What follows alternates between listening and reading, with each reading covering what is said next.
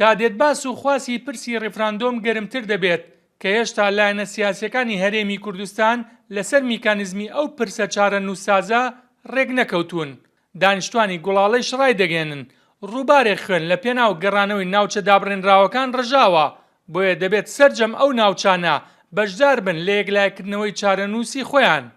بێگومان ئێمە وەکو خەڵکی شاری گوڵاڵە هەمومان لەگەڵ ریفراندۆم و سربەخۆیین کە لەسەر هەرێمی کوردستان بووین، بەڵام ئێمە ئەم ریفراندۆمە ئەگەر بکرێت باشە ئێستا دەیان کیلومەتر ماوە ڕزگار نەکراوە، باش مەسیری ئەوانە چی ئەبێت؟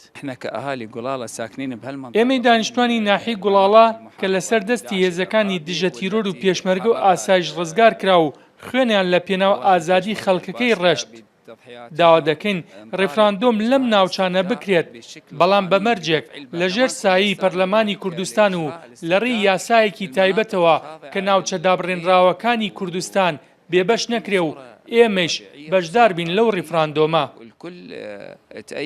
وەکو دانیشتوانی گوڵاڵە بەڵێ لەگەڵ ڕێفراندۆمن، بەڵام پەرلەمان کارا بکرێتەوە، لەبەر ئەوەی ئەگەر پەرلەمان کارە نەکرێتەوە هیچ شەرعێتێکی نییە ڕفرادۆ.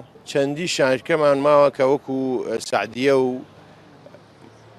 مەندەلی و حەمرین و ئەم منتقانەمان ماوە کە ڕزگار بکرێت، جا ئەوانە چۆن ئەبێت ئەگەر بێت و ئەمرانە نەکەوێتە سەر ڕفراندۆم بۆ نەکرێت، دوای ئەوانە چۆن ئەبێ ڕفراندۆم بکرات.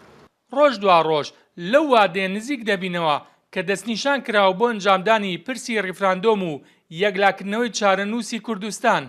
ئەو پرسەی کە لە ئێستادا دەوڵەتە ئیقلیمیەکان و زلهێزەکانی دنیاش پشتیوانی نین و لەگەڵ یەکگریزی خاکی عێراقن.